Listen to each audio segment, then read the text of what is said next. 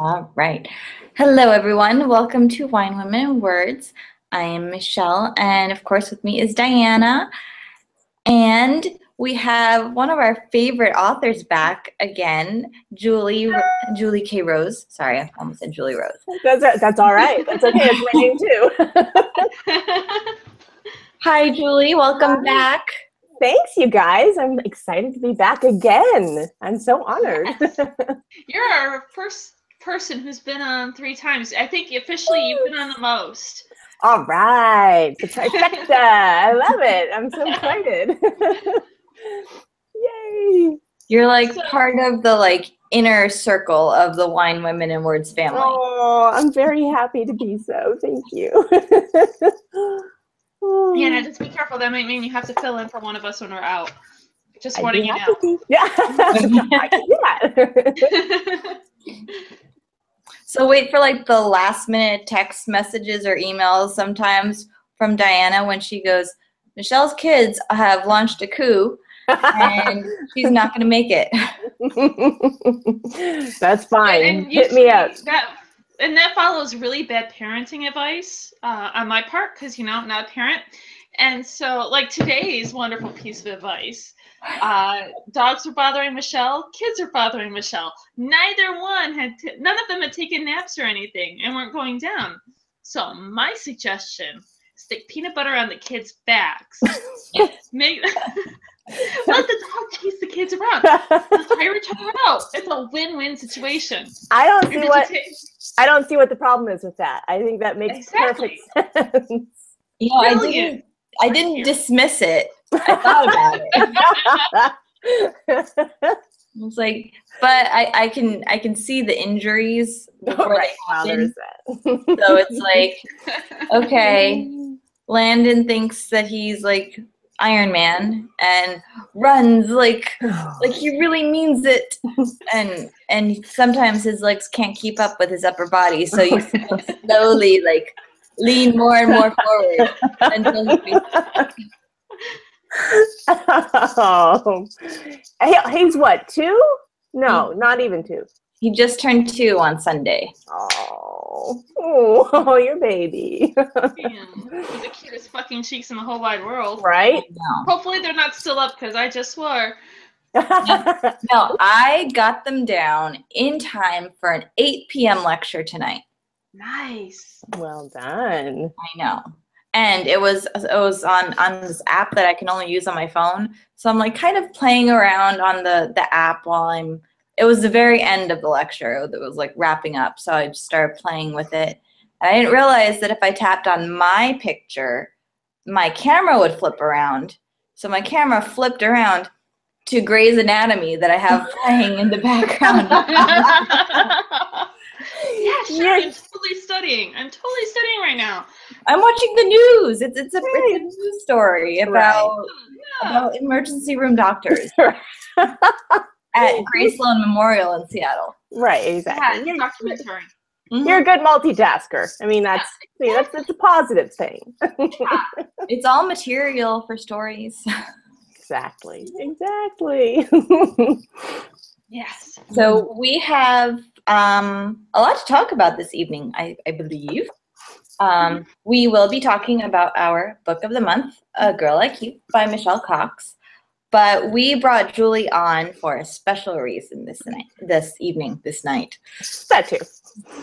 Right, Diana? Huh? What? I'm going to throw this to you.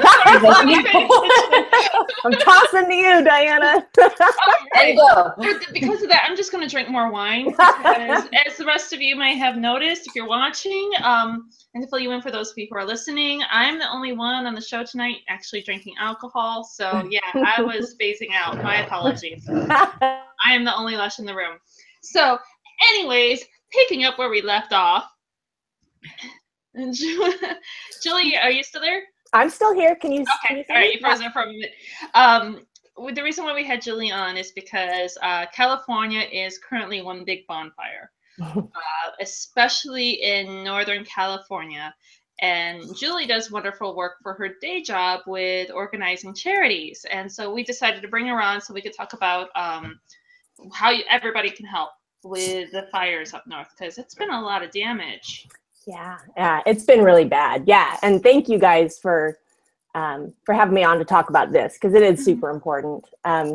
So my day job, as you mentioned, so I do operations for our employee giving and volunteering program.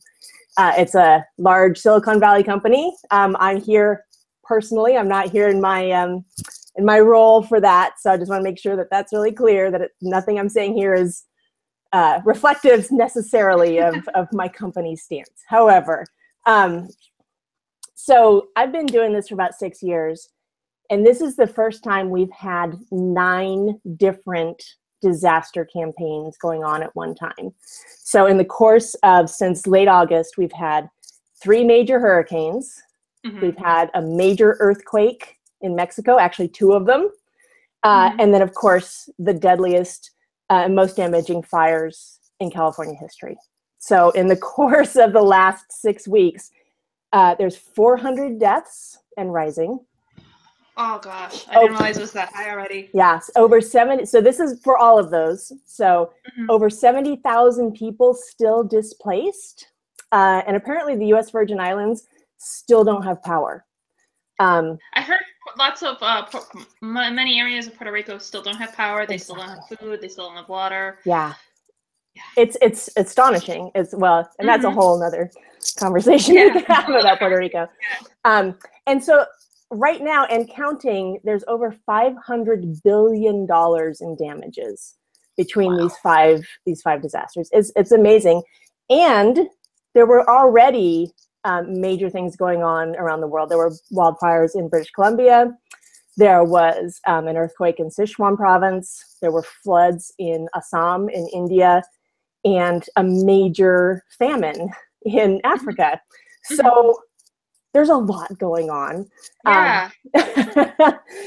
I mean, I was thinking America in and of itself is just trying to commit suicide, but apparently it's, the whole world is like, screw it. Nobody's doing anything about climate change. I'm just going to take myself out. We're just going to do it. Exactly. Well, yeah. Screw it all. Exactly. Yeah. So, I mean, the thing is, California, it's the latest in this long series of really bad disasters. So about a week and a half ago, fires started up in wine country. So it's Napa, Sonoma, Santa Rosa is part of Sonoma County. 41 dead, 88 still missing. The cost is still to be determined. It's just absolutely massive. And what's stunning is that it kind of came out of nowhere because it was so dry, and because we had like 70-mile-per-hour winds that night, knocked over a bunch of power poles, started fires in multiple places. So that's why. And for those of you who don't know, Julie's actually in Northern California. Yes, yeah. So I'm in. Right over by where it was affected. Exactly. Yeah. Well, I'm in San Jose, so I'm about 70 miles south. But what's amazing is that a few days last week, I actually got an email from my doctor. It said, don't go outside because the smoke is so bad. And we're 70 miles south. Yeah. It's astonishing. It is. Well, for me, because we also had, in addition to those fires going on in Northern California, down here in Southern California, in Anaheim, we had fires over in the Anaheim Hills area, which is just by overpass Disneyland, for those of you who aren't familiar with it. And I work by the coast. And we were getting fire, or not fire, but like we were getting the smoke and the ash. I came out of my office to go to lunch one day, and it was just all orange fire. And then people from as far north as Long Beach were like, what's going on? Wow. We could see the smoke. We're getting ash, like lots of ash. And then like one friend in particular, she was in Long Beach, and she went home to her home in Lakewood, and there was no fire and ash. And she's like, what's going on? What's burning? And then that's when it started coming out. Okay, there's a fire over. And it wasn't just Anaheim Hills. It was like Santa Ana Canyon. A number of people there have been displaced. It was out near Yorba Linda too. Like all of that area, right? Yeah. And over here, we don't have cable, so I don't see the news. And no one in Illinois is going to report on, well, maybe, but when the fires got bad, maybe. But no one's going to report on the fires in Southern California. And all of a sudden, one day, it just popped up on Facebook. Like everyone was talking about it. Yeah. And you get kind of used to fires, really, in California. It's like earthquakes. Yeah. Well, like, there's yesterday morning. There's sometimes if you guys see behind me during the day, we've got mountains behind me, and then we've got mountains not that far from where I am, and so I get out of I'm heading out to work, and I was like, oh crap, and one of the mountains just on the other side of the freeway from me, fires going up over there. Oh my gosh. And I was like, really? Not another one. It's been really bad down there this year too. Yeah. So and I'm in the South LA County area. So thankfully that one from one I'm pretty sure that one's completely gone because I didn't see any smoke today or yesterday. So thankfully that's out. Yeah. And how are they under control up there in Northern California? So they're getting there. So it's been a week and a half. I think most of them are at like 80% containment. So I think what's really there's nothing else to burn. Right. Whole neighborhoods have gone down. Exactly. That's one of the things that was so shocking is that like when you think of California wildfires, you think of like up in the mountains, or like in Riverside County or whatever, you think of like really rugged terrain. But this was in like the rolling hills largely of wine country. It wasn't like some, crazy mountain range. And an entire suburbia. It was exactly. That's the freaky part is that neighborhood that got destroyed, that was down in the flats. That wasn't up in the mountains. It was like literally down in the flats. So it just came out of absolute nowhere. And there's actually a video. I'll send you guys the link so you can post it on your Facebook. A Berkeley firefighter took video. So they got called out as a strike team to drive up and assist. And they had video from that first night right after that neighborhood got destroyed. And it's an amazing video. It shows you just the level of destruction and how horrifying it was for the firefighters because they got there and there was nothing they could do. So, but speaking of things we can do, so there's a lot going on, and especially during a disaster when you're in the midst of the horror, people feel really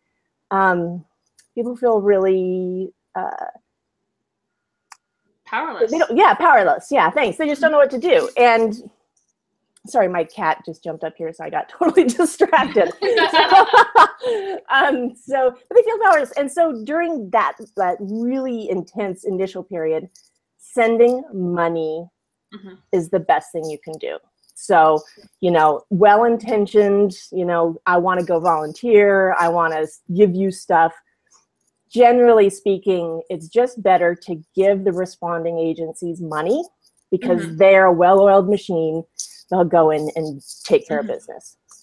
When we're at this place now where we're starting to recover and eventually rebuild, getting in touch and helping some of those on-the-ground local charities is a really great thing to do. So I've sent some links to you guys, and we'll have them posted on our Facebook tonight. Yeah. And so specifically for the Northern California fires, the Redwood Empire Food Bank, they continue to need food for all of these displaced folks.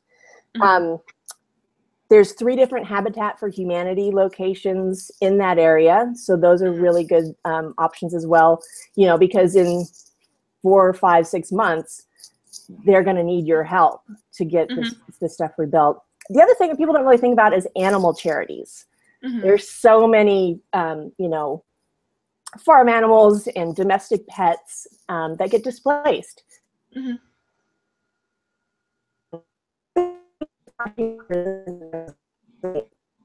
had animals coming down, they had been displaced, they just got randomly picked up in the road and their shelters couldn't handle them, so they brought them down here. So Napa Humane, Sonoma Humane, and Marin Humane Societies could all use your support as well. But I think the thing, I just took some notes here so I didn't forget. 16 different wineries in Napa were either damaged or destroyed, 7 in Sonoma, and 3 in Mendocino so far. And so what I keep hearing is that, you know, obviously send money to the charities and volunteer with the charities if you're in the area. But the economy of those counties is largely dependent on wine and tourism. Exactly. So Yeah, and so that was one of the things where when you and I first talked, Julie, about you coming on about this, it was funny because she was like, "So I'll find a literary reference." I was like, "No, we've got wine in our title. This is very important to us. We need to also look at our wineries." And I was looking through, and I didn't recognize all of the names. But I know one of them is owned by Gallo Winery, which you could find them in your at Total Wine and More, your standard grocery aisle. They're all over the place. So you can buy them and help support the business, because I know there some of their vineyard was affected. Yeah, and the thing too is that luckily most of the harvest was already done, so most of the grapes were in. But for the wineries who didn't, the grapes are going to be smoke tainted. So you know, that's a whole harvest out the window. And you consider, like, some of these smaller wineries, well, looking through that list, they lost the winery itself. I mean, the wine is aged in wood. It's in wood barrels, wood structure. So, I mean, and it's alcohol. Alcohol isn't necessarily going to put out a fire. Right. Exactly. So, yeah, these people's livelihoods are affected. There's, we still have the California Wine Club a discount associated with us. So and the California Wine Club, most of their wineries are in Northern California. They did send out an update that, you know, a number of their wineries the people were okay. Not sure how, you know, all the wineries are as of yet, but we were supposed to get, those of us who are part of the club, we're supposed to get more information on that.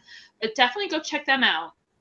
And not just as a sales pitch, but as a helping out the economy of Northern California in general, to help, you know, help them rebuild and help them keep up and help the community. Because from what I understand, Northern California, they're a tight-knit community. Anybody in the wine community, they help each other. Yeah, for sure. Yeah, and because when you think about you know, wineries, you know, a lot of winemakers, they get their grapes, you know, just sometimes you think you go to a winery and there's their vineyard and that's all that they have.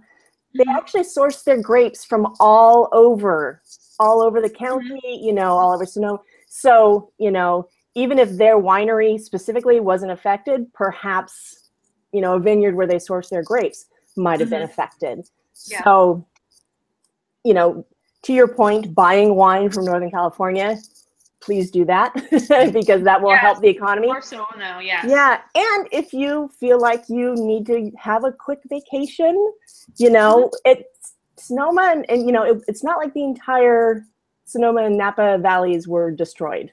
You know, plenty of places are still open, lots of restaurants, lots of good places to stay. Come on up and support them. They're going to need it. So that's my pitch. Absolutely. Yeah, and with the California Wine Club too, it's just to remind everybody, it's the WWW podcast is the code to put in to get 10% off. It's not, they don't just have the club where you can get the monthly deals. They also have wine that you can buy for sale individually too. All of it's from California. Or actually, I should say 90% is from California. There's a few that are in Washington and Oregon, but most of it's in California. Cool. Very cool. I also want to just really quickly, just because it's my day job and I've done it for so long, if, you know, a lot of people get confused about, well, when there's a disaster or when, you know, just when I want to support a charity, who do I trust? How do I know what a good charity is? Go to charitynavigator.com. I love Charity Navigator. I go to them myself for stuff, because I was, my role with the Orange County Paralegal Association was the pro bono co-chair. So I looked up every organization through that. I had to do reports because I do for the estate planning. Part of our stuff is doing gifting. So I've actually looked up people through organizations through that for people to say, okay, you know, these are some good charities, these not so much. Yeah. So that's a great website to go to for it, because there's going to be people coming out of the woodwork asking for money now. Yep.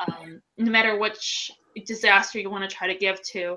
And it's important to be careful, because there are going to be people who want to take advantage of it. Absolutely. Absolutely. Yeah. And so Charity Navigator will tell you, you know, they'll rate them.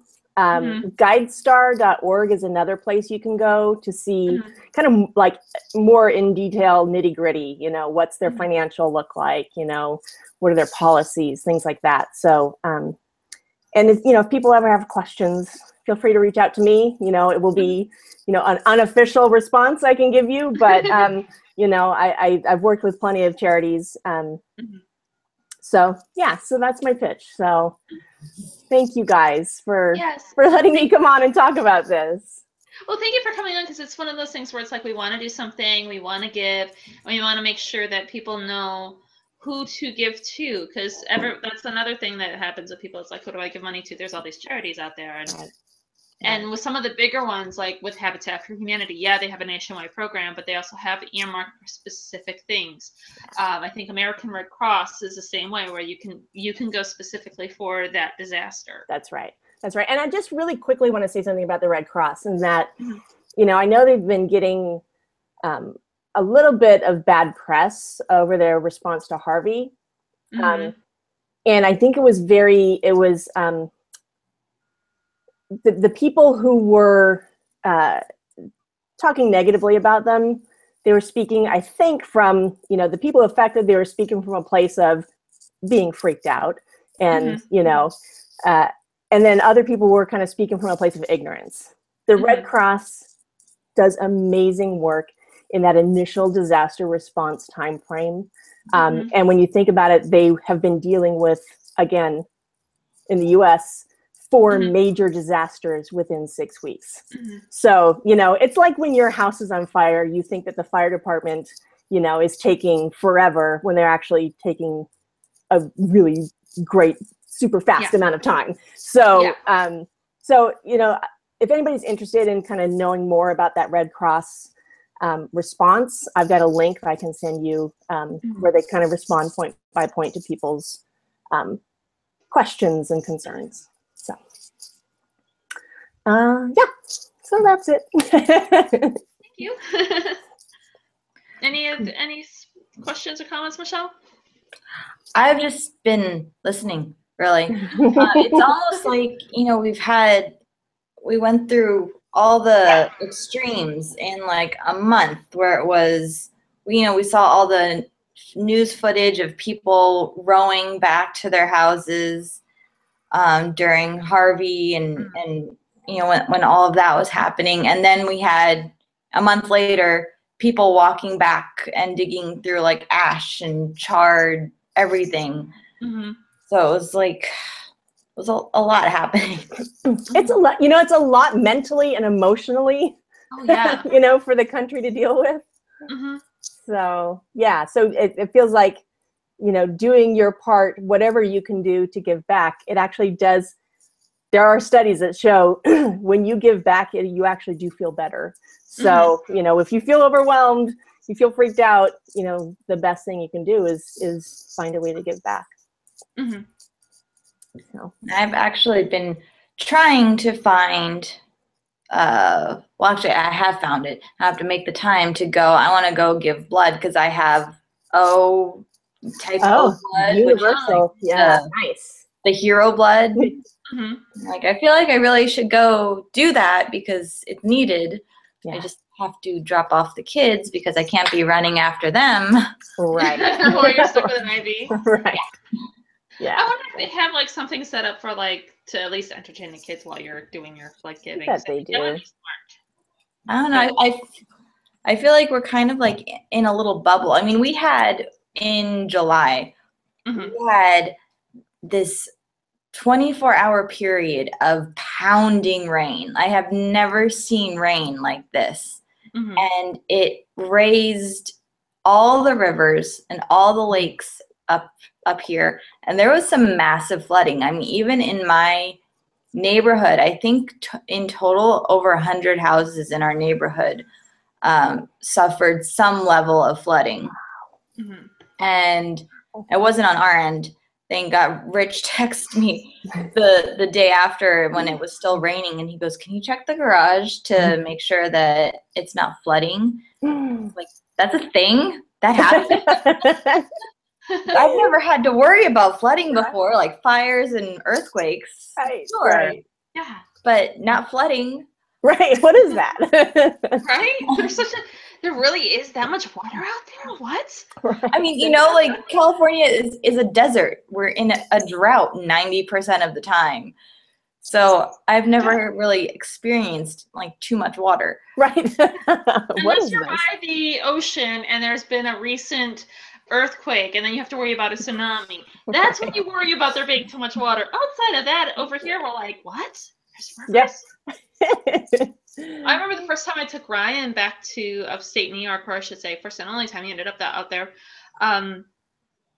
We were driving through, and it was wintertime, so there's snow, and there's like all these rivers and lakes, and he was just like, my God, there's so much water. And it was his first time in New York, and he was just like, I've never seen, there's so much water. How is this possible?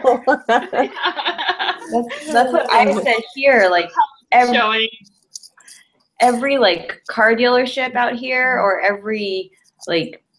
everywhere there's a fountain, or there's a pond, or there's like a little lake. Mm-hmm. And we're driving through, it was maybe our first month or two here, and I said, wow, is this what it's like to live in a state that doesn't have a water shortage? Right. You're like, this is so wasteful. What are you guys doing? Yeah. Are you guys conserving your water? What? Yeah. But then we had those rains, and for a few weeks after, you would drive on a bridge over a river, and the river that would normally be like super low, like you can't even really see it, it would be almost level with the bridge that you were driving across. I was like, no thanks. Okay. Like, first, no one told me that this was near tornado country when we agreed to move here. I get out. Right. See, that's the thing. Everybody like talks about, oh, I'd never want to live in California because of the earthquakes. And I'm like, I mean, knock on wood, but give me an earthquake over a tornado or a hurricane anytime, because it happens, and then you deal with it. You don't have to spend a week freaking out and then, Bloody hell, I've lived in tornado country. Yeah. And in a second floor apartment. And yes, exactly. That is some scary, scary stuff. I remember the very moment I told Ryan that it was time to get out of the military because I needed to be back in California. I was in the bathtub, empty bathtub. So all the blankets we own on top of me and the dogs. And we're sitting in the bathroom and we're listening to the report because there's a tornado coming through the town. And I remember just looking at Ryan going, babe, I can't stay here anymore. I just gotta go home. We're not meant for anywhere else other than California. Yeah, big time. Oh, God. Siren has gone off once since we lived here. Oh. And I sat here, and thank God Rich was home, because if he wasn't home, I would have been freaking out. But a friend of mine lives like right across the grass from us. And I text her and I said, so if something goes down and our husbands aren't home, like we are like our survival group, right? Oh, like, I will bring the kids and the dog, and we will all camp out in one bathtub, because I'm not doing this alone. Yeah, that's smart. I don't handle disaster. I have never been in a disaster. But I don't imagine I would handle it very well. Yeah, I'm sure you'd be fine. You'd be fine. Just grab your bottle of wine. Make sure this is what you need to have emergency stocks. You never run out of wine. I know, tonight was a rookie mistake. It totally was. You failed. You had one job, Michelle. I even thought about it as we're pulling out of the driveway to go to the play date of the day. And I thought, wow, I haven't gone to Target in like 4 days. That's a personal best for me. And that you would have no have been. excuse because they have the $5 wines now. They took it away in my What? Target. It's like sometimes it's there and sometimes it's not. What's the matter with them? So, but I might have to stock I'm not up. a or anything. Hey, I'm on a budget, okay? I'm on a single income. I cannot be frivolous. That's the word I'm looking for. Yeah, that's why they can't mess with your $5 wines. No. That's right. Yeah. Well, I think the moral of the story is we need to have a special Wine, Women, and Words field trip to Northern California. Yes. Yes. Yes. To help rebuild the local economy. Anything I can do to help out my fellow Californians, especially if there's wine involved. Right, I was gonna say you guys are real givers. Yeah, I'm a total giver. We will drink wine for you. Yes. One bottle at a time. Rebuilding If I California. have to. Yes, I will. Yes, I will rebuild my state one bottle at a time. I will sacrifice my sobriety for my state. Our social movement hashtag is hashtag one bottle. That's right. I like it. I love it. Perfect. Cool. All right, guys. Patty. Thank you so much. Yeah, absolutely. My pleasure. Have fun. Bye. Talk to you later. Bye. Okay. I love Julie. Me too. It's so fun when we have her on. I know. When one of us wins the Powerball, we really do have to plan a around the world field trip to visit all of our authors. Yeah, because I mean, we are international with our authors. We are, unless we get Scott while he's here in the States. Yeah, but why would we want to do that when we go to New Zealand? That's true. We could go to New Zealand and visit Scott. Because we need to make that happen. We need to take like 3 weeks. Right? 4 weeks, maybe. Maybe. Yeah. I'll have to see if my mom can watch the kids for 4 weeks. She might go crazy. We could bribe her. If you're listening, Mom, we could bribe you. We'll bring back wine and chocolate and Christmas Send you wine and ornaments. chocolate from the road. I do this thing where whenever I go somewhere, I buy her a little Christmas ornament from the place that I go to. So I'll just buy Christmas ornaments from like New Zealand. Yeah, she would love that. And Northern California and New York. East Coast. And we can even visit her when we're on the East Coast. I mean, we could start off there because I believe Greer is over in like Maryland or something like that. So. And Erica is in, where is Erica? I forget. Long Erica's Island. in California, right? No, Erica was in Long Island. Oh, that's right. Yeah. Okay. So she's in Long Island. Seth is over in New York City. It works out. We've got this already. Right, we can start at the top and work our way down, then go across. That's true. I like this. Are we gonna do it Velma and Louise style? I mean, is there really any other way? There really isn't. As long as I don't purposely drive off a cliff, I'm good.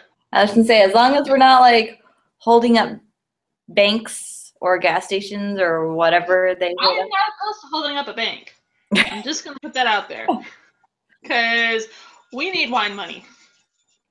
Well, okay. We'll talk about that. I don't know how on board I am about yeah, we should have that on record. This is being broadcast live. Yeah. And obviously we can't Velma and Louise it all the way to New Zealand. I mean, we're going to have a plane for that. Now all of a sudden we're on some kind of watch list because we're talking about bank robberies. Dude, I'm probably on a watch list because of all the research I do. It just fluttered my mind. Especially with my recent research. So, okay. So for those of you who know, I'm doing the whole book writing thing, and Woman in Red about Anita Garibaldi is currently working with my editor, and I'm waiting for the edits to come back. And so instead of going stir crazy waiting for her edits, I've started researching my next book. So I have got just the most fun research history because it's about Maria Rota, a prominent anarchist in the early 1900s. So in addition to immigrant radical culture and social revolution. And Loving My Life by Emma Goldman, her whole biography about being an anarchist. I've got a couple ebooks on anarchy and my Kindle on my phone. So talk about going through, like, before I went through security to go to France, I was like, you know, should I actually take these off my phone? Am I going to get searched by TSA? Well, that was the whole thing, right? That they wanted to screen what books you were bringing on the plane. Did you read those articles? Yeah, I was reading those articles, and I'm like, and as I was reading those articles, I'm like, crap, I've got books about anarchy and communism on my phone. Like, I was actually, one of the books I'm reading right now is The Struggle for Bread, or it's a famous like socialist book. Delete. Yeah, I was considering, I'm like, crap, am I going to need to delete that? Oh, wait, my husband's really white. Oh, The Conquest of Bread is the name of the book. So it's a very notable French anarchist and social, I should say, anarchist who used it to help spur communism. So that was on my book. So I was like, okay, great. I'm glad my husband is really, really white. So I will blend in, and I will not get racially profiled, because as insensitive as this sounds, Italians get it bad sometimes too. We get mistaken for Middle Easterners, and we get screamed. Not like if we're traveling with my father in an airport, we never go in the same line with him or anything, because he always gets pulled aside. Really? Every time. Yeah, every time. They don't racial profile my ass, because my dad is always getting racially profiled when he goes through screening for him. When you're the one walking around with books on anarchy on your phone. Right? I am my father's daughter, so there is that. So they're gonna have already gonna have fun with my search history list, because I already found some really great articles on anarchy history in the United States. I forget what I was looking at. I was looking up something, and one of the search results that came up was from the CIA's website. I'm like, I don't feel comfortable clicking on the CIA's website and reading about, like, I think it was Al Capone, just because of the hotel. Mm-hmm. I don't really feel comfortable researching Al Capone on the CIA's website. I'm gonna go somewhere else. Well, I think you're safer there researching Al Capone, because he's such a bigger history person, as opposed to like articles actually claiming that the anarchist movement of the early 2000s with the Italian immigrant culture was a mass conspiracy cover-up by the FBI. Oh yeah. If anything ever goes down, I'm sorry, but I don't know you. There's proof. There's proof. Don't you keep forgetting this? There's a whole lot of video footage of us together. There is. You're gonna be like, I don't know who this person is. She seemed nice. She liked wine. She liked books. I talked to her. She was a quiet person. Oh wait, no, they can't say that about me. No. My bad. But that's what you always hear, and that's why I've never really been a big fan of quiet people. Because you don't know what's going on, huh? Yes, excuse me. As a quiet person, you're not that quiet, woman. No, I know. Not once you get to know me. Oh please, with you, I swear to God, what was it? When you were training me on the job, you weren't that quiet. What was within? I swear, by the end of the day, I had half the office gossip as to who's who and what's what, as well as going through a breakup when I was training you. Huh? I said I was going through a breakup when I was training you. Yeah, I got the whole story of that. That and the walking gnome. Yeah. But this was pre-gnome. So just for the record, Michelle does have good taste in men. You guys have seen Rich. This one fell apart though afterwards. Michelle was what kept him clean. It's improved with age. Yes. Well, I think when he was with you, he didn't look so much like a gnome. Mm-mm. He didn't have that full beard and that weird hat that he liked to wear. No. Did he ever make it across the country? I have no idea. Yeah. Okay. So to fill you all in, he was planning on walking across the country. I think it was to get Michelle back. No, it was or prove like, that he was not a loser in general. I forget. It was we went camping once, and during the camping trip, we met a couple who was living in their RV and just traveling. I would love to do that. Yeah. But that's in an RV. That's living in an RV. So that's not even technically camping. No. So, yeah, and he was like, that's what we should do. We should sell everything we own and free ourselves from the shackles of society and live off the land. And I thought, uh-oh. Time to rethink this relationship. I like the shackles of society. They look pretty and they're sparkly. They could go well with my complexion. Right. I like accessories. Thank you very much. Yeah, if anybody knows you, they know your idea of camping is staying at Motel 6. And that's stretching it even. Mm-hmm. That's why I said camping. Well, I camped. Rich and I met up with his parents, and we stayed in their RV with them for like 3 days. That counts. Ryan won't let me do the RV thing. He won't do the RV thing because I married a guy who was in the Army, and that is not considered camping. That's cheating. We've had this discussion, and it's considered cheating. It is not considered real camping. Real camping is not even having a tent. We have tents.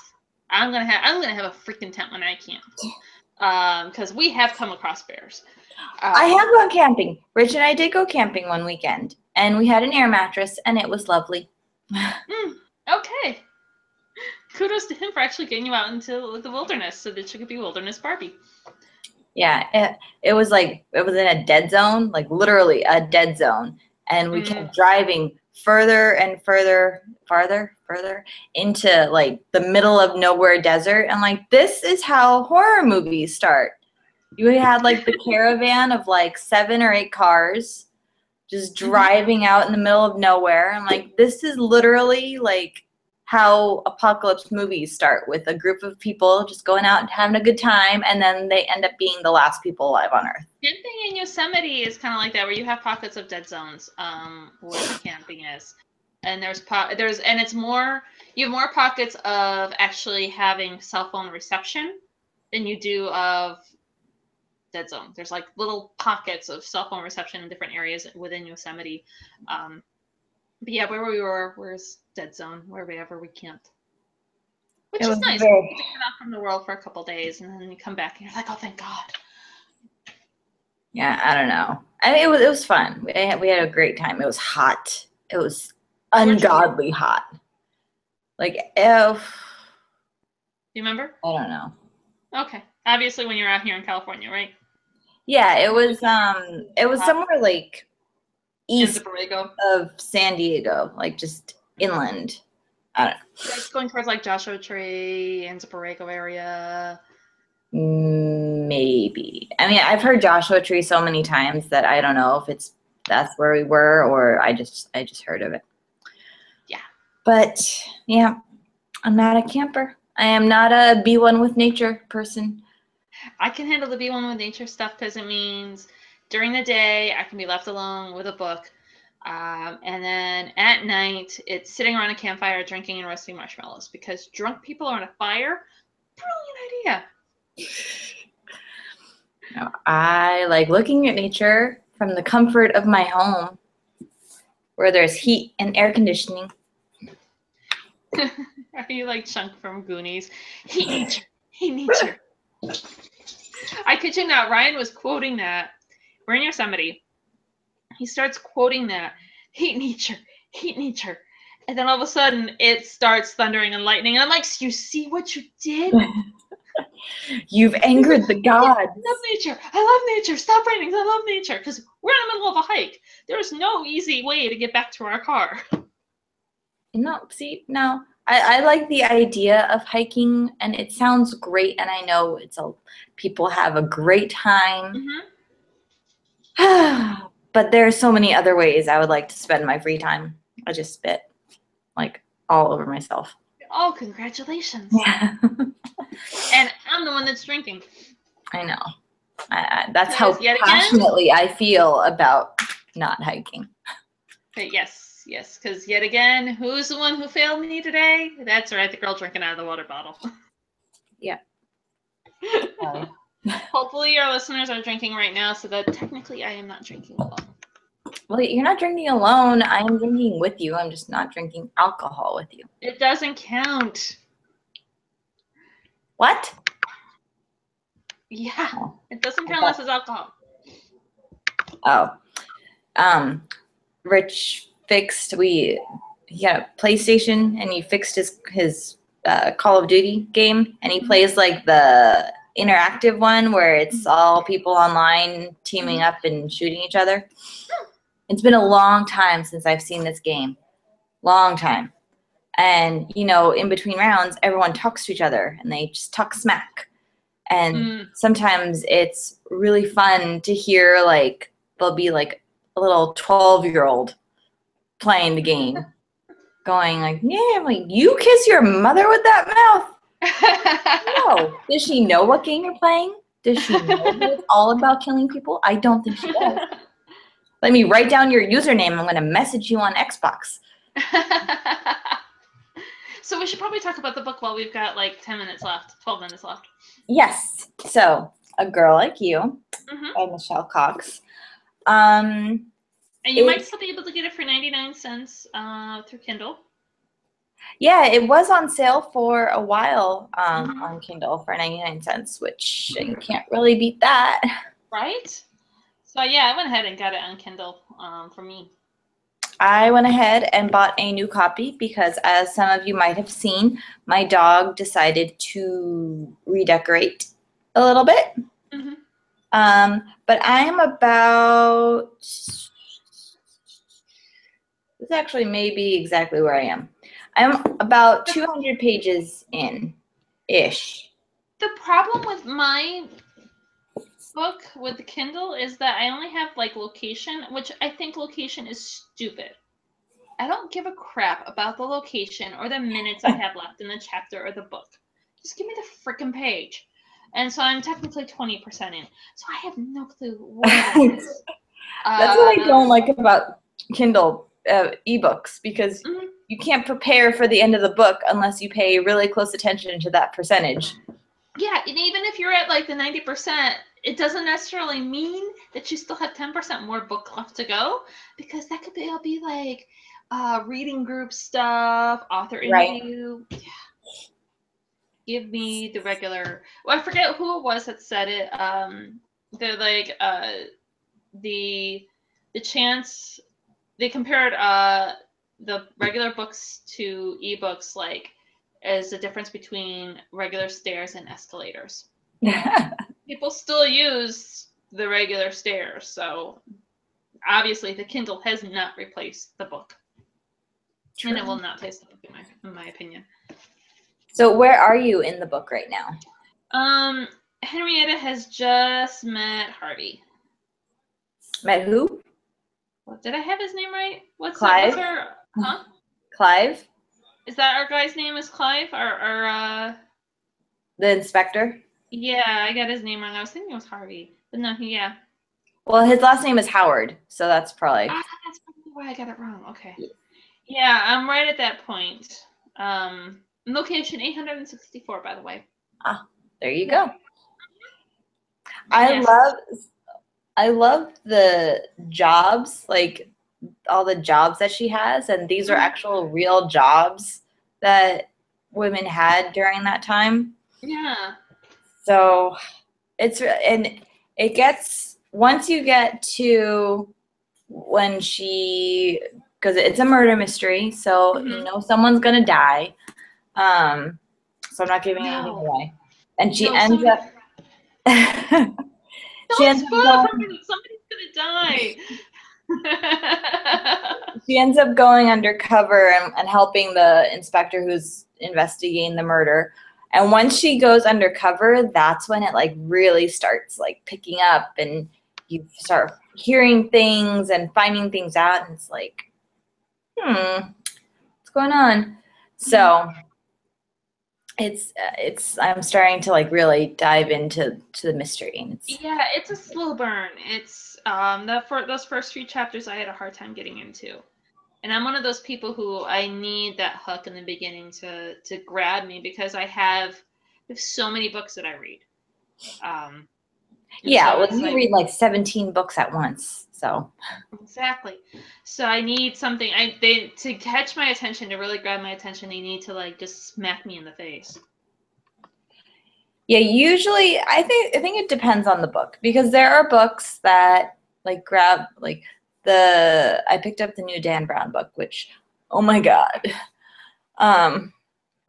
I read like the first 3 chapters, and I just have like this much time to read right now. So I'm switching off between like my texts for school reading, and it's actually really interesting. And A Girl Like You. And what's interesting is some of the articles I'm reading, it's a collection of award-winning journalism. Mm-hmm. Some of the articles I've read are out of Chicago, so like I get confused. When for a second I'll be like, wait, what am I reading? But I'm really excited, and this is the first in a series. So the second one just came out in, when did I meet Michelle? And I know Michelle. I have coffee with her like every once in a while, like every few weeks we meet for coffee and we talk about books and writing. So I know, it's exciting. So she just came out with the second one in like, uh-oh. Hello. What are you doing? Hey, handsome man. Hi. Did you have a bad dream? Oh. Gotta style him properly and everything. Hey, buddy. What's the matter? You don't want it? Okay. All right. Okay. What? Oh. Hi. What's the matter? Now that he has his big boy bed, he can get out of bed and do whatever he wants. Oh, fun. That's part of the joys of being a big boy. Being able to do it's especially fun at like 4:30 in the morning when he decides that it's time to wake up. Well, on that note. Yeah, on that note, since it's pretty much time anyways, and little man seems to be a little upset. Sorry, guys. It's okay. Private joys of being a mommy. Next, I believe. Those beautiful curls. I know. I'm still confirming the time with Michelle, but she will be joining us next Friday. So we are having a special, don't forget. Thank you for the reminder. Yes, because I almost did forget, because I was going to schedule something else for Friday. Don't schedule anything on Friday. Okay, yeah. All right. So Michelle will be joining us next Friday.